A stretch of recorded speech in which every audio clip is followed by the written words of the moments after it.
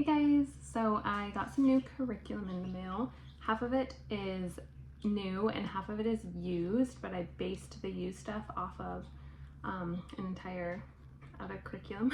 You'll see in a sec. So I'm going to be unboxing that for you today. We have some new animals and some new animals coming on our homestead. I also have a lot of different garden things happening, which I'm not really a gardener, so I'm very new to it. So yeah, let's get into it.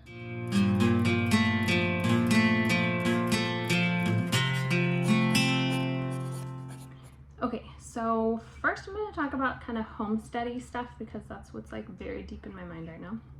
I've got some seedlings going in here. You're not supposed to actually plant cucumber in a pot, but I'm new and I want to, so we'll see how that goes.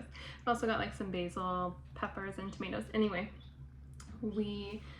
our garden used to be, I don't know, 15 feet by 5 feet or so, and 20 by 10, something like that. I don't know. Now we expanded it to about 30 by 30 or so. And I don't have everything planted yet because it's not quite time. Mostly like the hotter, like tomatoes and cucumbers and stuff. But I've got like corn in. We're gonna try doing the Three Sisters gardening, which is like corn stalks and then beans vine up it, and then butternut squash grows on the ground. But all of that dirt, that soil in the expanded part of the garden is not very good yet. It's really thick and clayish. We tried to mound up some better dirt. We've got a lot of compost because we have chickens and bunnies, and so our old garden, the dirt is like amazing, and we put leaves over it over the winter, and so it just crumbles, but the stuff is like really not good. So I don't have high hopes of this year for the crops that will be on that side, but what I would like to do eventually is be able to store food and go to the grocery store less. I also we had some old garden boxes that were here when we moved in, and I decided to put the raspberries in there. I was going to put them in the garden, but they spread so much, I just thought it would be like very annoying. So I have two, there must be like 12-foot boxes that I put bare root raspberries in. So those will come up this year, but they're not really gonna fruit this year. You're actually, I think, supposed to cut off any fruit that starts the first year so the roots can develop, but I probably won't do that because it's just too exciting to get the fruit, and I'm not at that patience level yet. We also have some fruit trees, cherry, plum, apple, and fig. And I would love a peach tree, but I can just never get my hands on one. They're always sold out by the time that I want to go get them. Okay, so that's garden. And then next up, I'll show you guys. I'm only going to show you for a sec, but okay, we've got these little chicks. I'll show you one at a time. This one is a frizzle. Look at their little paws. And then they're both silky. And then, aren't they so cute? And they're so friendly. So we already have some laying hens. And then we got like regular full-size chickens or chicks that are about 7 weeks. But I really wanted silkies this year. And a friend told me about a local breeder of silkies that was right by me. So she had these ones, and we went and snatched them. Snatched, that's like what a bird of prey does. Okay, anyway, yeah, they're really cute, and they're just in here while they're little, and then they'll move up to the barn with the others. And speaking of barn, both of our goats, I've probably mentioned this, but I haven't done a video in a while. Both of our goats are pregnant. If you have not seen another video, we have dairy goats. I just started last year, and I think it's great. I don't mind milking every morning. Sometimes it's twice a day for a few months. The babies are fun, and I think they're pretty low maintenance. They don't try to escape. Just if you're in the market for getting goats and you're worried about it, I think it's fairly easy. Not quite as easy as chickens, but anyway, one of them is due in less than 2 weeks. So when they have babies, I'll try to post like a short or something about them. They're so cute. Oh, okay. So I'm getting excited for that, and I'm very focused on everything homestead. So let's roll into homeschool. I have to record the stats because I don't have much memory on here. and I don't feel like clearing it out. Anyway, homeschool. We are kind of doing like the basics because we have like 2 lessons left of science, and so I'm kind of going slow, but it is garden is the last couple weeks, and we're using the Noeo biology, and so I'm kind of just having them in the garden, and then I'm gonna slowly do those because it's only mid-April, so we didn't end up doing another science curriculum because I just wanted to focus on outside stuff. And so my older son just finished his 3rd grade language arts, so we will just roll into 4th grade. I just have to get some printer paper because for the good and the beautiful. Otherwise, he's been doing IEW writing, and that's going great. He's writing like pages and pages of stories and really enjoying it. And then my younger son, who's like 1st grade, he just got halfway through his 2nd grade language arts, and he is finishing up his 1st grade math.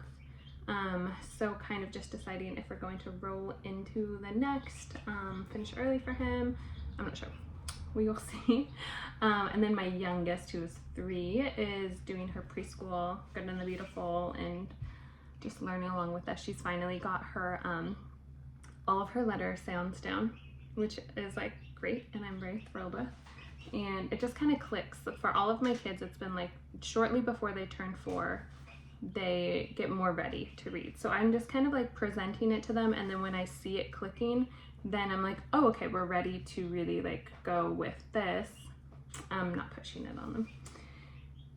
So that's pretty much it. So I have a plan for next year's curriculum, which I will do a video on, but I kind of want to do a review video of this year's stuff first, or maybe just around the same time.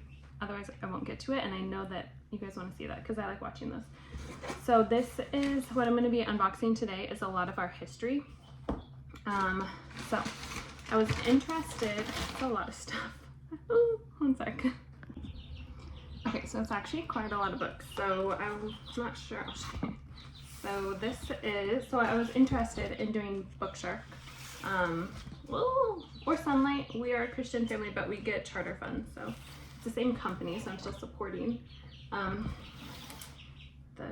supporting Sonlight if you buy through Bookshark. But anyway, I actually personally don't love the guides. I think I'm going to show these while I'm chatting so you guys can kind of see. Yeah, I'm just going to go through these while I am chatting. This is the level D American history through Bookshark, because the comic. Anyway, maybe I'm not capable of showing and chatting at the same time.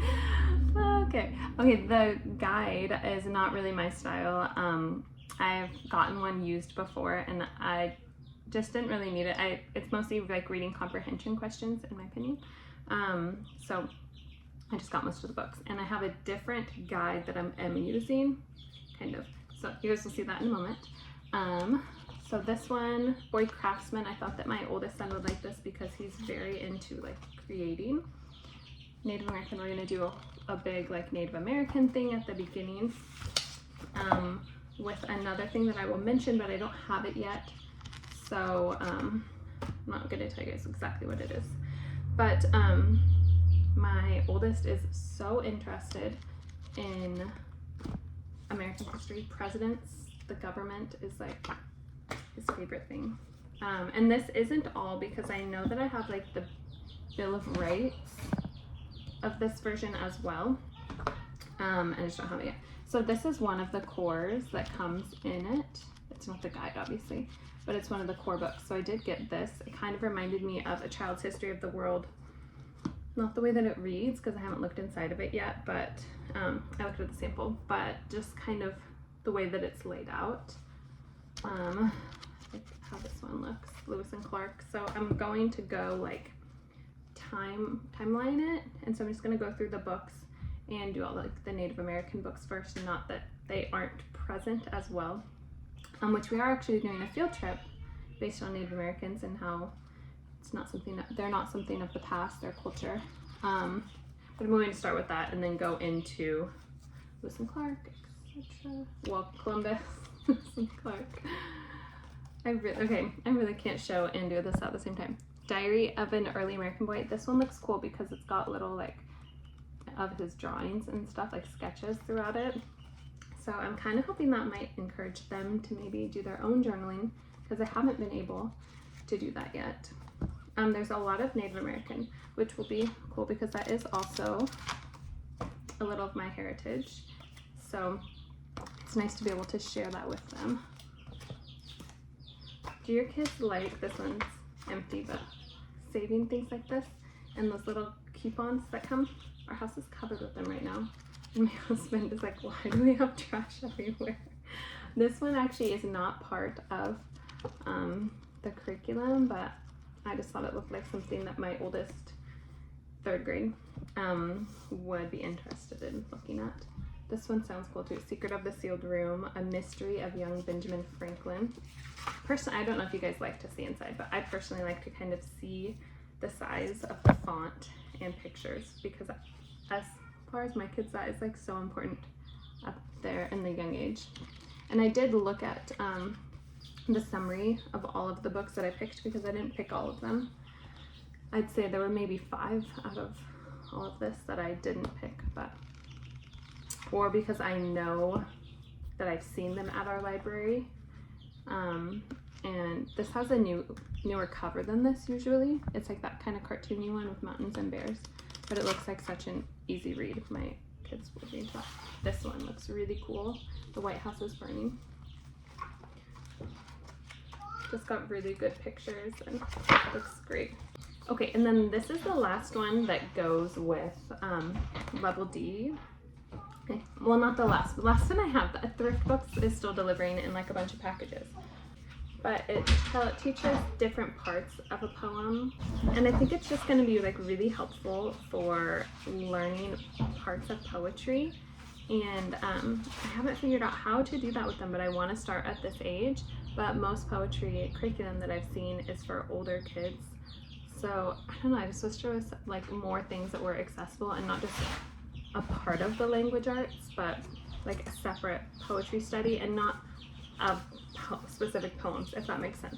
Like I want them to learn, like, I don't know, I guess have specific poems too, because I want them to learn how to dive deep into them. Okay, I just remembered I do have a science thing too, which is gonna tell you guys part of our science that we're using next year. But I used Seasons of Field with Beautiful Feet a couple years ago, but my second child was 3. I think he's 3. So he just didn't retain a lot of it. So I thought it would be fun. I got 3 of these picture packs, which I do recommend if you're doing the curriculum to get these. They're like $10 a pack. They're not bad, and they're all on like nice watercolor paper. So I'll have a 9, 7, and 4-year-old next year.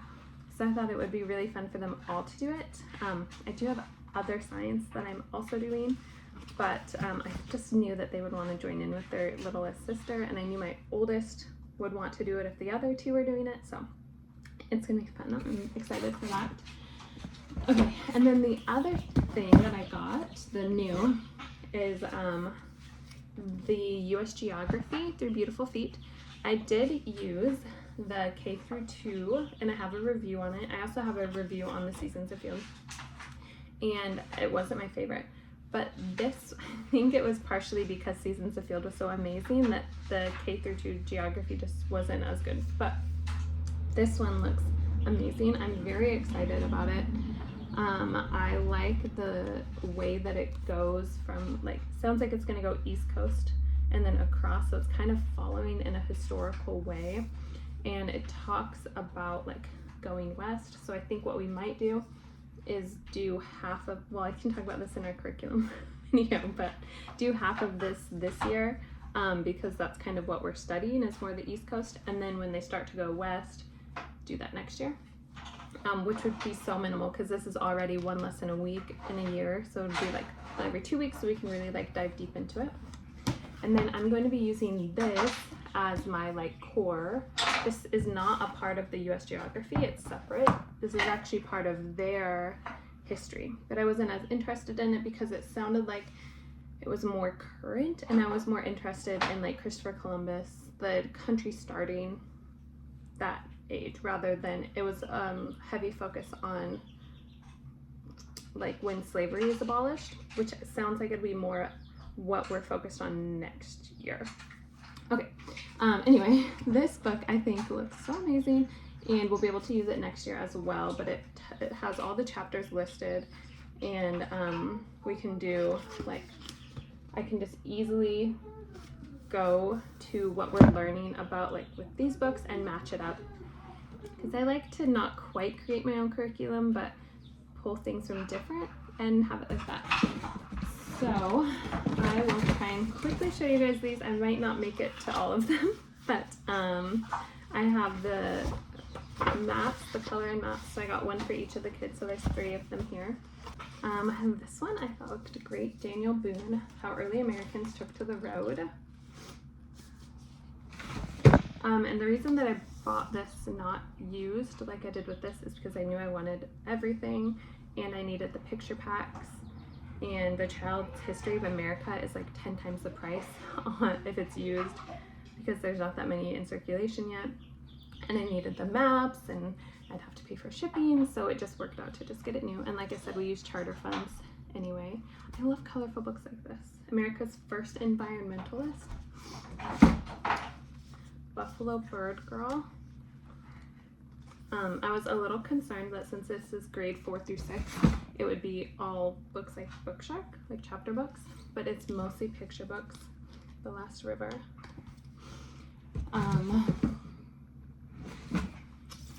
This one sounds cool. They are going to love this. This guy like catches bad guys, and I think it's in a time when there weren't a lot of black men that were in law enforcement, so it's always nice to see more positive roles like that, or like positive stories, I guess, of them catching bad guys. United States Atlas. They are going to absolutely love this. My oldest is very interested in nonfiction books. So it looks like it's, oh, I know it's going to start with mapping books. So this one looks really good. We also have, my youngest just took off with it, but I got from Goodwill the, it's like a Cat in the Hat mapping book that is in the K through 2. And I got that as well for us to use. I just saw it when I was there, and I was like, oh yeah, that's like a book I really liked from it. And they had a similar one to this in the K through 2 as well. It's useful. It doesn't have a lot of information, but New Americans. And we did do an American study a couple years ago. I think it was when we did the US Geography, so it was a few years ago. And so I have some of the younger books that I based off of Sonlight's books. So I'm going to pull those out to use with it as well. This one I really thought was going to be a chapter book by how it looked. So I was happy to see that it's got pictures in it, so that my younger kids will be more interested. And this is the last one, 10 Mile Day, and the building of the Transcontinental Railroad. Okay, so that was a lot more, I feel like, information than an unboxing, but I will definitely give more info with the curriculum that we're doing. I'm going to mention the other thing we're doing too in another video. But so I'm doing these 2, and then I really like doing hands-on stuff.